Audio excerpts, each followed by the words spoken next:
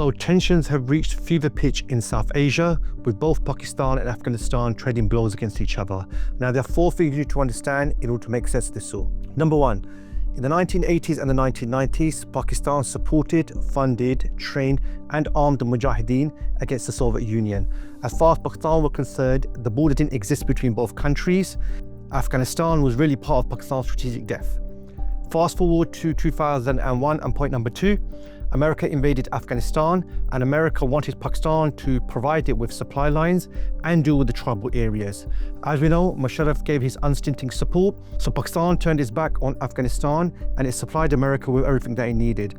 What America specifically needed was for Pakistan to take care of the tribal areas, because this was the areas that America and Pakistan both used against the Soviet Union. So in early 2000, Pakistan made a peace deal with the tribes in the tribal areas. However, that wasn't enough for America, and very soon Pakistan started operations in these areas. Pakistan carried out airstrikes, killed women, children, elderly, absolutely slaughtered the people in this particular area. This leads to point number three, the emergence of the TTP, Tehreek-e-Taliban Pakistan. The tribes in the tribal areas got together, and what emerged from them was the TTP, who started carrying out attacks in Pakistan.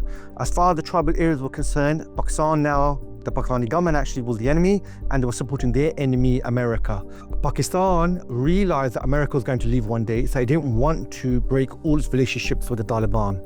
On the other hand, America needed it to carry out strikes and provide supply lines as well. So what Pakistan did was this infamous double game, where it supported both sides with no strategic end goal. This led us to 2021, when the Taliban came back in power. So as far as Pakistan was concerned, they've got the strategic depth back. However, what the Taliban realized is they couldn't trust Pakistan. So the Taliban started diversifying their relations. So they started visiting Tehran, they started visiting Moscow, they started visiting Beijing. So what Pakistan found very quickly, that the Taliban of the 2020s was not the Taliban of the 1990s. They wanted to diversify their relationships and not be dependent upon Pakistan. So what you find is that tensions were already building up before the current escalation. As far as Pakistan was concerned, the Taliban were only in power because of Pakistan's support, and now they were losing control of them. So since 2021, Pakistan has been putting pressure on the Taliban. So this was one of the reasons why Pakistan wants to expel all the Afghans in this country. It's all in order to put pressure on the Taliban government. And that's what's led to where we are today. So the double game has come full circle now, because there was no strategic end. They just supported both sides. Now Pakistan still has a problem with America, and now it has a problem with the Taliban in Afghanistan as well. So the final straw for Pakistan was the Taliban foreign minister's visit to Delhi. That's the final straw for Pakistan, and that's why we are where we are today in South Asia.